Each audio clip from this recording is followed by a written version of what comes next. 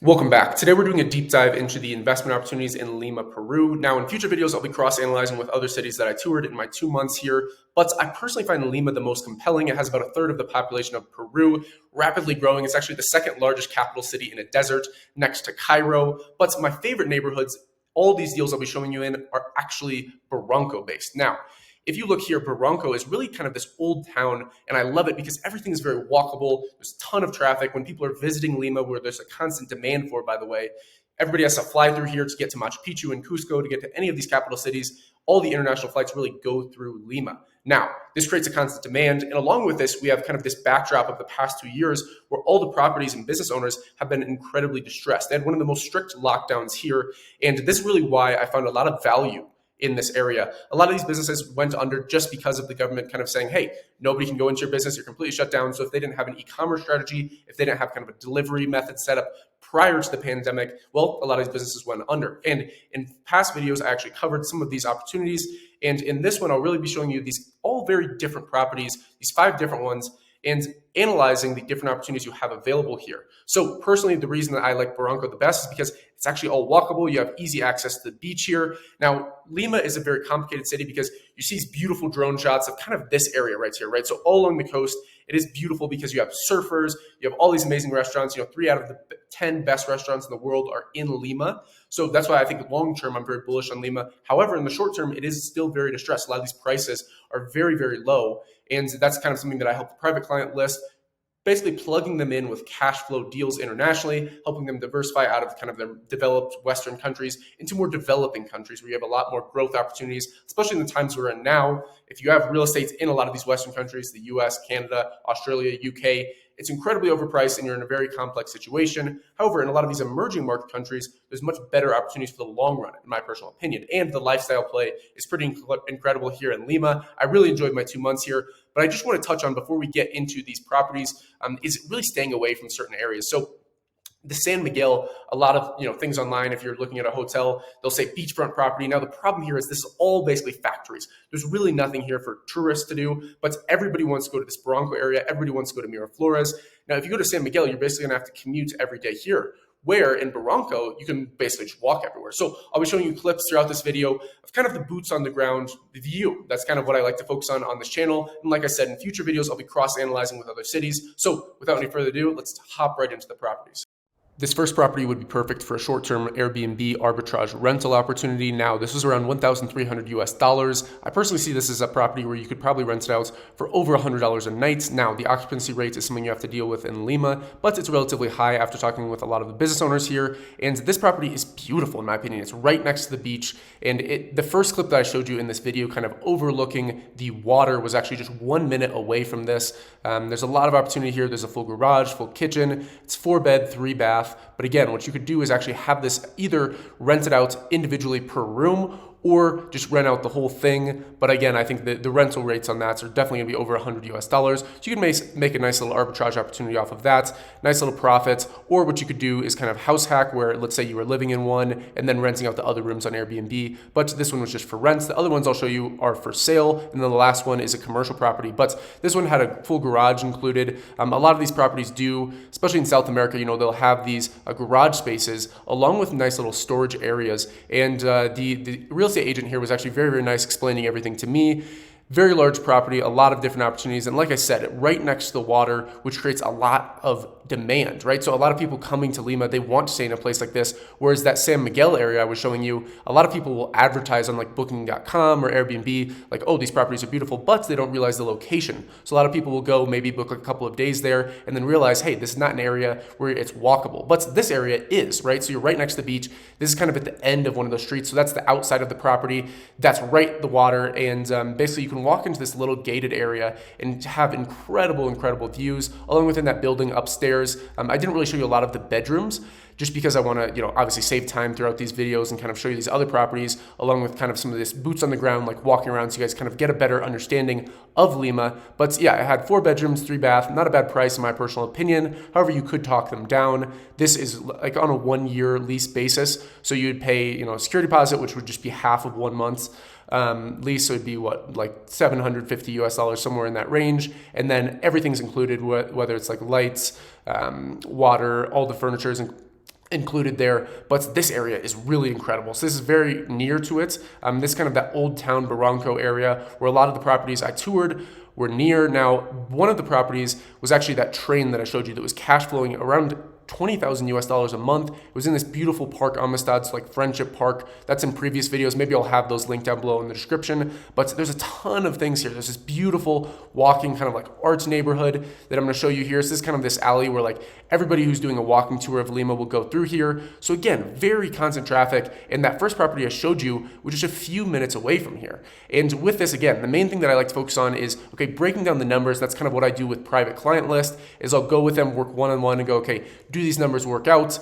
And then I'll help them facilitate the deal, whether it's, paying through cryptocurrency or through other methods, and really help them with that boots on the ground thing. Because the main thing I want you guys to understand is why I focus on international and emerging market real estate is because there's so much more opportunity here and not everything is online. So when everything's online, like in the US and Canada, things get way overpriced because there's all this information is available to anyone.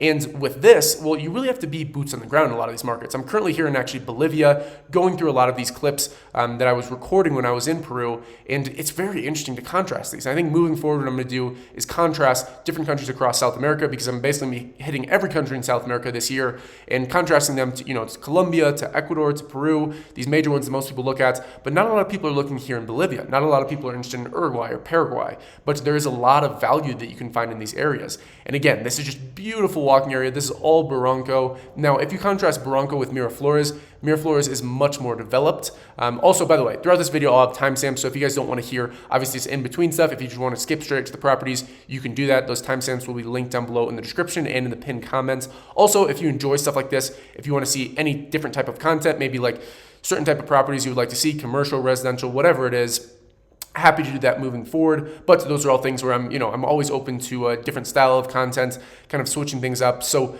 if you have, certain things you want to see, just let me know in the comments down below or in the Telegram group, which is linked down below in the description. But I'll be really showing you a lot of things throughout South America. Again, I personally find Barranco to be very beautiful. This is definitely my favorite capital city so far. Currently here in La Paz. Definitely, if I have to rank, Colombia, Ecuador, Peru, and Bolivia so far, I would probably go, I would probably go Lima first, then Bogota, just because I really, really loved Bogota. It's like the business capital of Colombia, and I think there's a lot of opportunities there. However, the election kind of makes things uneasy. Most people just go straight to Medellin when they're like expats, but I think Medellin is very, very overpriced. Whereas here in Lima, there's a ton of undervalued properties. A lot of things where, the business owners, they have money. They're actually quite wealthy, but now, because of the past 2 years, they would just want to get rid of it. Now, okay, so we're here in the second property that I looked at. This one was actually for sale and very, very cheap. Now, you can kind of see me starting out on this little storage area above, showing you this property. This was this guy who's actually very, very nice. Can't remember his name, but his girlfriend's family home that they had for a very, very long time. He had a lot of different properties, but I found this one to be the most compelling. Like I said, I toured a ton of different properties. Some of them I didn't necessarily record. I just went to kind of understand and cross-analyze.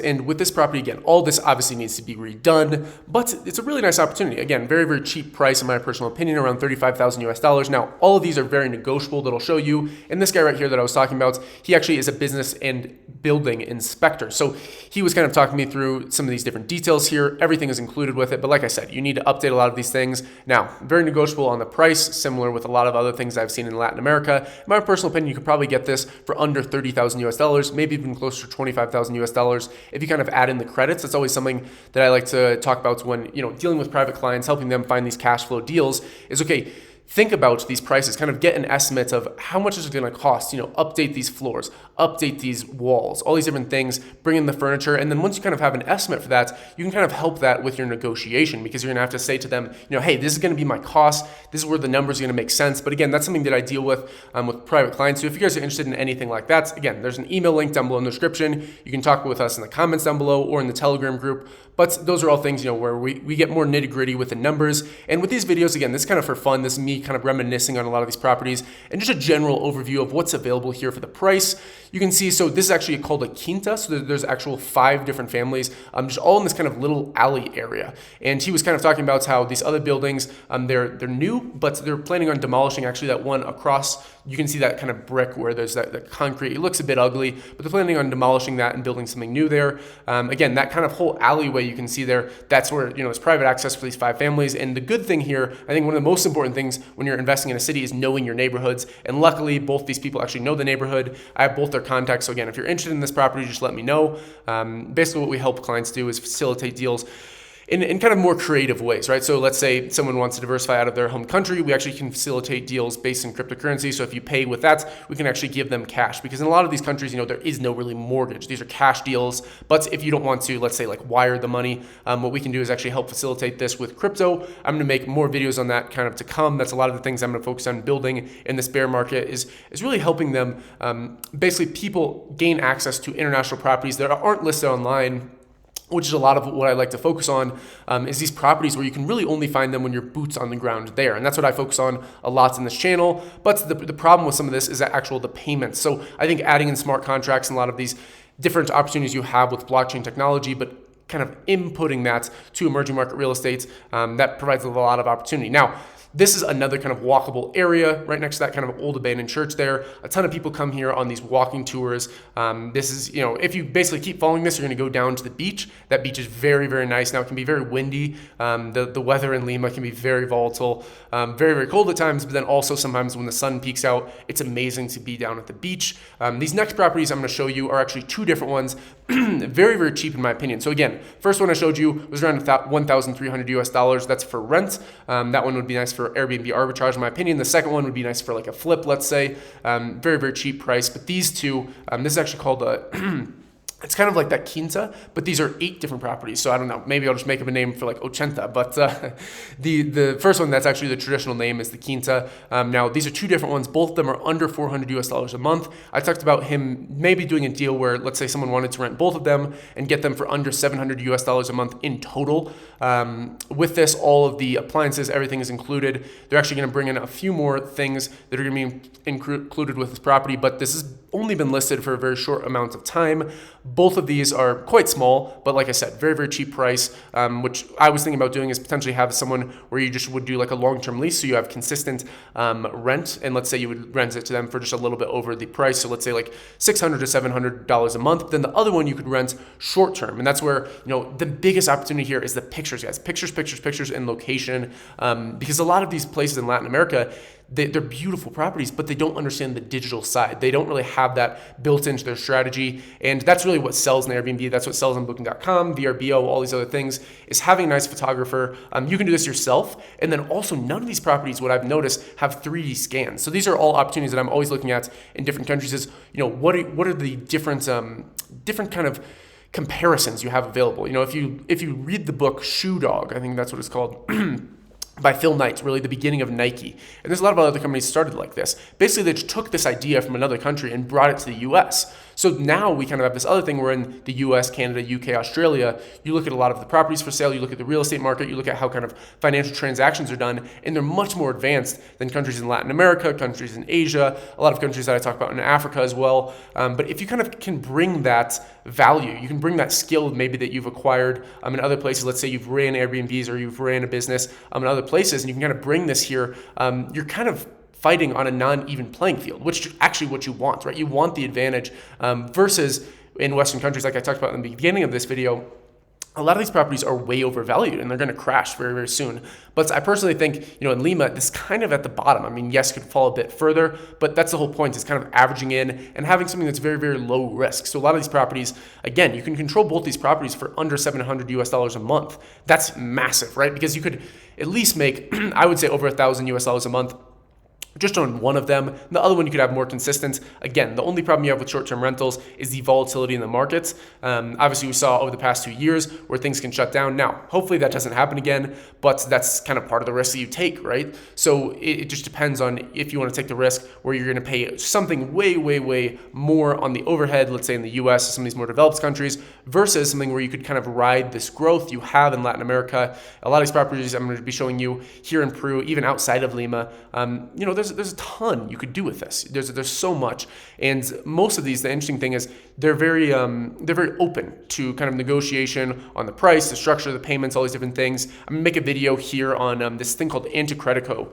in Bolivia, which is very strange. It's like only Iran and Bolivia have this with real estate, where essentially, you you don't have this in Peru, but it's interesting to kind of cross-analyze where with anti-credico, essentially what you do is, let's say someone needs a bit of money for this property. Basically, you'll pay like upfront for a year, and then you can essentially live rent-free because at the end of the year, they pay you the money back. It's backed by the government. Now, there's some risks involved with this. They don't have this available in Peru, but these are just these small things that I think about when I'm looking at different properties. And it just comes down to really the quantity that you're looking at, right? So quality is always very important. I try and find just quality projects and properties, but quantity, the more properties you look at, the more, especially boots on the ground you find, the better, in my opinion. And this is just one example of that. Now, this last one I'm going to show you is a commercial property for sale.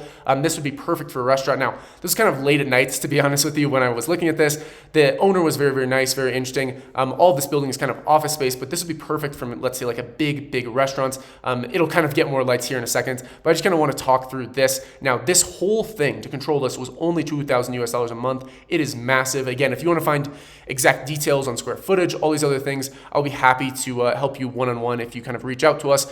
But again, in future videos, if you guys want to see more of those type of things, just let me know. I'm always open to iterating and improving these videos, including certain things. But yes, this is quite dark, I will say.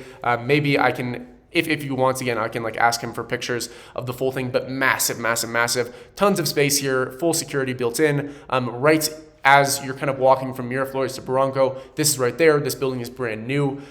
This is not for sale. However, they have some other spots for rent. All of these are commercial properties, but I don't want to bore you too much. I know the lighting isn't that good on this, but like I said, if you guys want kind of more details on this, this is a massive area. Obviously, you're gonna have to furnish all of this. It's just kind of like raw, but there's a lot going on here, in my personal opinion. You could have this set up as a restaurant, maybe set up as some sort of like a gym. I talked about having maybe like a boxing gym. I talked with him about that because there really isn't very many in this area, but there's actually a demand for that. I saw a lot of people like wanting to have kind of these more martial art facilities. That's something that I personally love in different countries, is being able to practice martial arts, being able to do these different things, which I love, but there really isn't here. And like I said, you can kind of see a little bit better here. Then we kind of go into talking with each other, but I'm gonna kind of wrap things up. Like I said, timestamps throughout the full video. So if you guys have any questions, any comments, just let me know down below in the comment section. You can reach out to us, talk one-on-one. So thanks again for watching. To end this video out, we'll just kind of play some B-roll of these different areas I was walking on. This is kind of that main one that takes you away from the ocean, but if you go the opposite direction, you'd actually be going towards the water. Very, very beautiful area. And then the rest of this will just kind of all be in the Barranco area. So if you guys have any questions, any comments, like I said, just let us know. Always happy to help. Any criticisms, anything like that, always open to kind of iterate and improve. But yeah, hope you guys enjoy. Have a great rest of your day. Invest global, and until next time.